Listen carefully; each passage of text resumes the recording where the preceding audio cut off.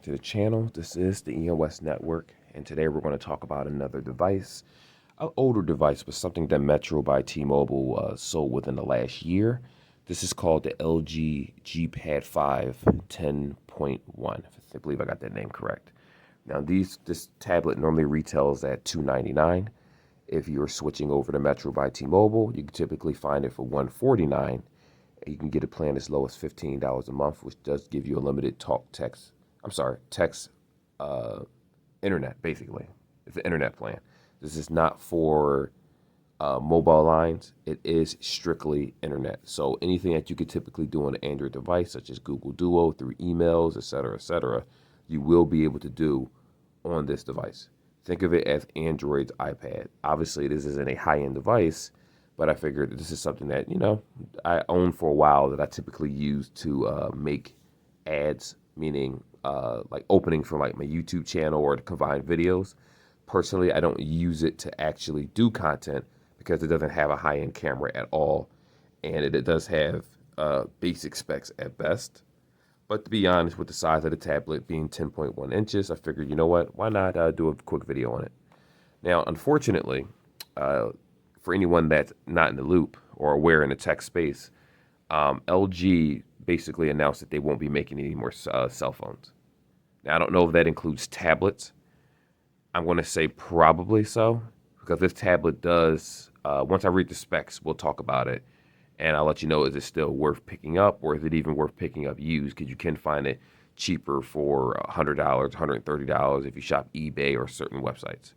So anyway, what we're going to do is we're going to go ahead and go onto the website, and we are going to look at the specs together, because this is the actual tablet itself. Actually, let's take a look at the tablet first before doing that.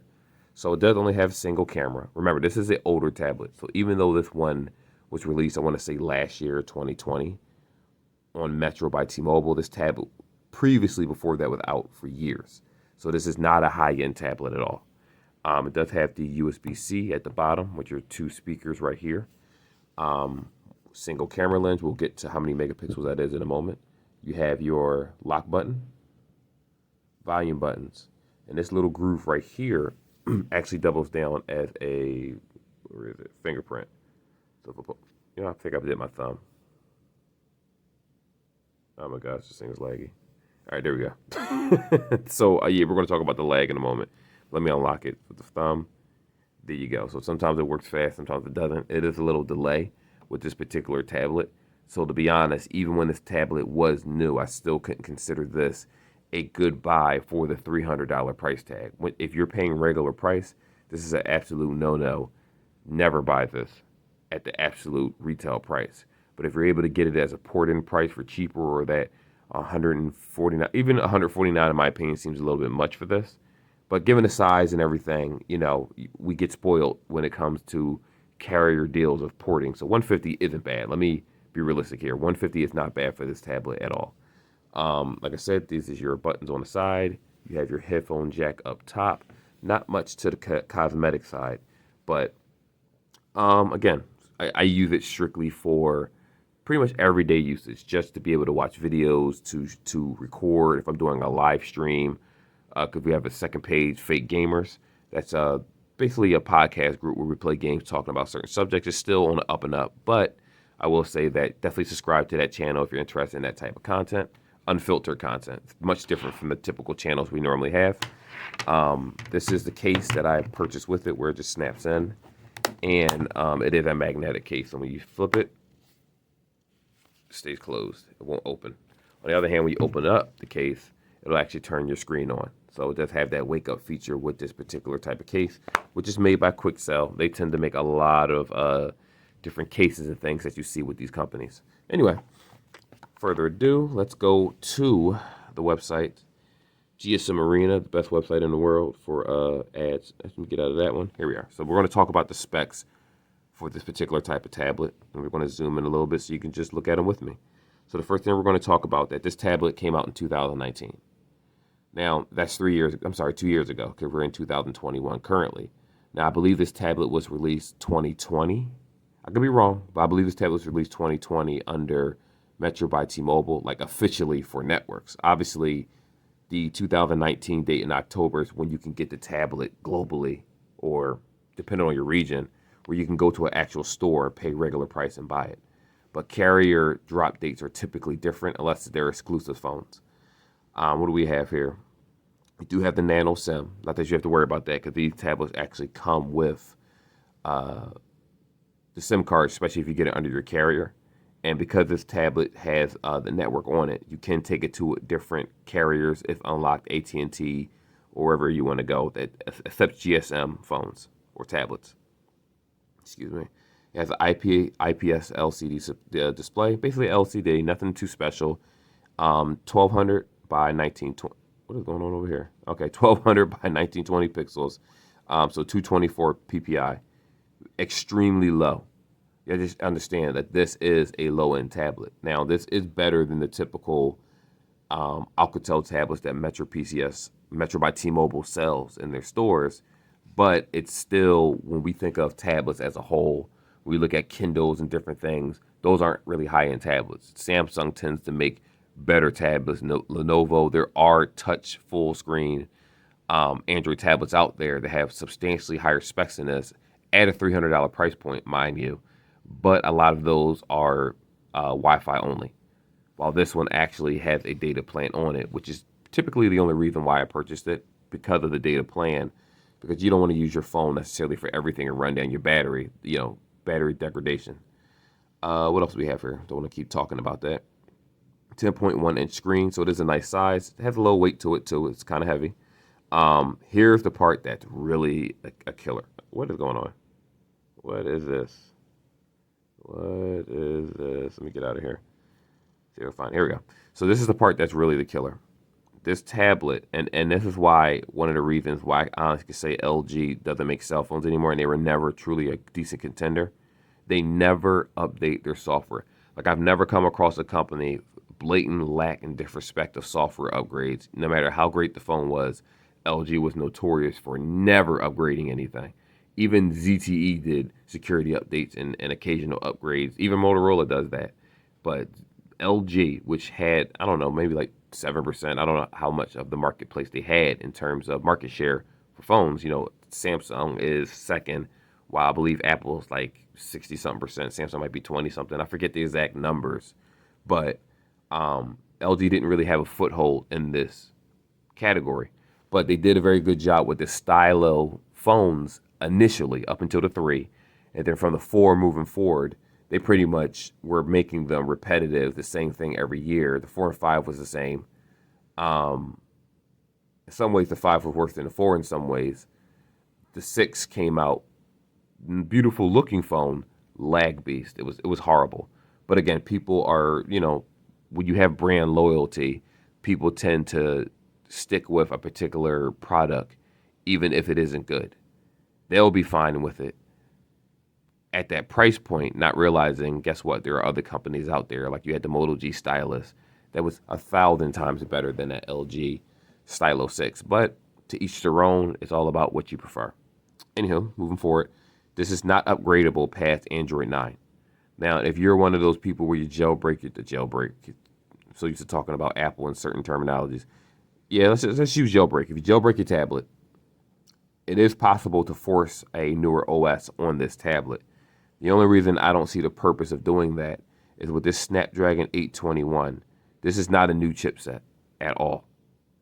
A lot of times you'll see Snapdragon 821, and then you'll see Snapdragon 480, then you'll see Snapdragon 665, and you'll see 690, and it can be very confusing about which one is better if you're going based on numbers. There's different generations of tablets, and typically with new generations, the 480 will be stronger than a 665, right? And it will be closer to, I guess, probably a 670 something, or like closer to a 690. Not quite there. With 6 gigs of RAM, they'll be there. So it's closer to that chipset compared. So when you see Snapdragon 480 and these new Metro devices, the N200, different things, don't shy away from it.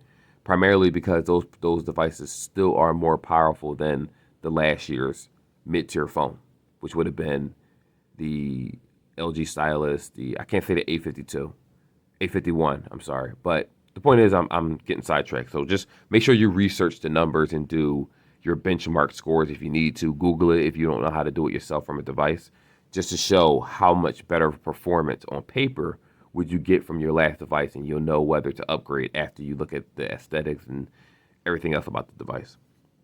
So anyway, Snapdragon 821, Adreno chip 530, which I think that's standard now. It's like 619 or 619L. Internal memory, 32 gigs internally.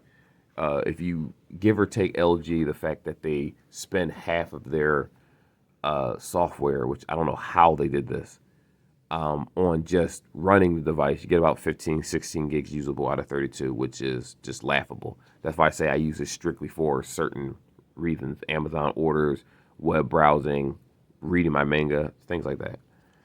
4 gigs of RAM. And you do have an 8 megapixel front camera, 8 megapixel back camera, 5 in the front. Back camera does support 4K up to 30 frames.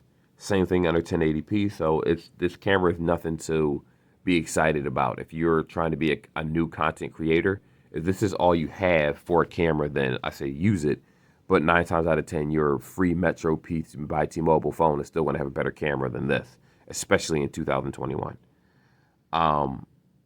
The front camera only does 1080p and 30 frames. So basically, if we're talking camera quality, all we're going to see is a lot of grainy. Let me see if I'll pull it up. All we're going to see is a lot of grain, meaning the camera isn't going to look that clear. I don't know if you can see it through here, but it's going to be jumpy when you move, jumping in and out of focus. If we switch this around, it's not going to be super great quality. It's good enough for someone, like I said, starting off. And like I always say, like I'll tell you the same thing that I was taught when it came to making a YouTube page, because I'm only 2 months in doing this. Even though I had my channel for years, I never posted. Quantity over quality, meaning put your name out there, push, make videos. Over time, you will get better. You'll get used to, it's similar to just, not everyone is naturally can just speak on cue. Sometimes people are more commercial. They, practice, and it takes away more of your personality. Just push out content. And if you push out content, whether it's news, hip hop, whatever you want to do, just be consistent about it and be passionate about it, and don't expect anything. It could be years before you get one subscriber. Not years, but it could be a while before you get one. To be honest, I'm up to only 80-something subscribers, and I stopped looking after like 20. I was like, you know what, let me just push the content out, and if people like it, hopefully they do the join. So anyhow, back to this exciting tablet. What do we have here? Stereo speakers, that's what I showed you on the bottom. Bluetooth 4.2. Again, this is a 2-year-old tablet. 9, 10, 20, 20. Yeah, 2-year-old tablet.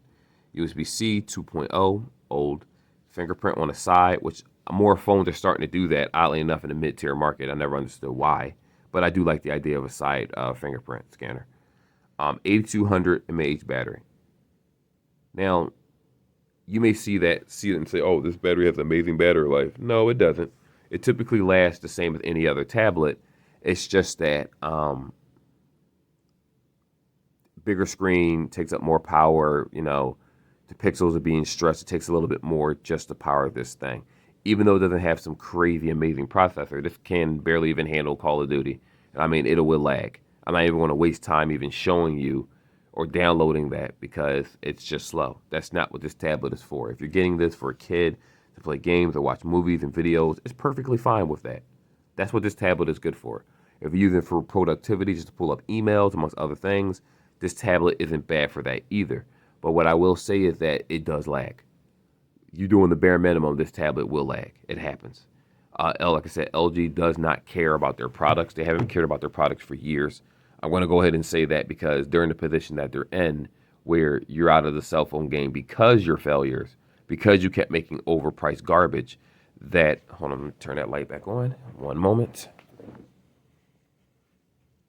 All right, forgot this on the timer.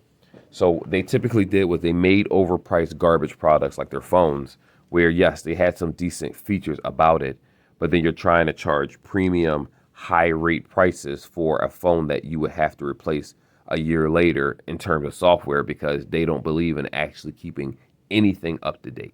And it's unfortunate. I kind of wish that LG just stuck to the mid-tier market, making tablets and stylo phones and things like that. And I think they would have did great. All they had to do was just put in a Snapdragon 750 or 690, 6 gigs of RAM, something people will pay for the upgrade as long as it has a decent camera, semi-decent camera, a different look from last year. And they're used to it, especially with the stylus pen. There's not many stylus phones. Currently, I'm recording on the Moto G Stylus 5G, the current device that came out in July, and for Metro by T-Mobile. We already know that it was out before Best Buy or retailer. Actually, there's a 256 gig model with 6 gigs of RAM. The Metro model is entirely different. Less RAM, less internal memory, just 128. But anyway, is this tablet worth $300? Absolutely not. Don't waste your money paying for this. If you can find one of these in a Metro by T-Mobile, I would suggest getting it, especially if you have children or you just want a tablet for yourself, just to do light browsing, web browsing, shopping, things like that. Like I said, I do edits on my actual tablet itself. Like there's an app, Video Ad King. I'll just show you this. This actually allows you to make YouTube open. So for people, I'm going to want to say that. For people that don't know anything about YouTube that are trying to start off, this is a decent ad for you where if you pay for it, now it is like $4.99 a month, I think, but there's a free version too where they allow you to use certain things on this for yourself. So everything from outros, if you look at the top, outros, promos, Instagram posts, stories, fitness, fashion, hiring. Just it shows all these different applications that you could use, whether you're making an ad, it doesn't matter, and it shows you. And all you have to do is tap on it, as you can see. Turn that down. And that's the intro. So you can actually edit the intro. I'll show you real fast. You can change this around, change the image to whatever it is that you want. Let's say I use this one. I'll put the EN West Network. Okay. All right. Put that in. Now what we're going to do is try to put it in the video so you can see it. Hit save. Right. Normal. Put it under normal. And what this does is it converts the video to whatever logo that you chose, to whatever name, whether it's a YouTube channel.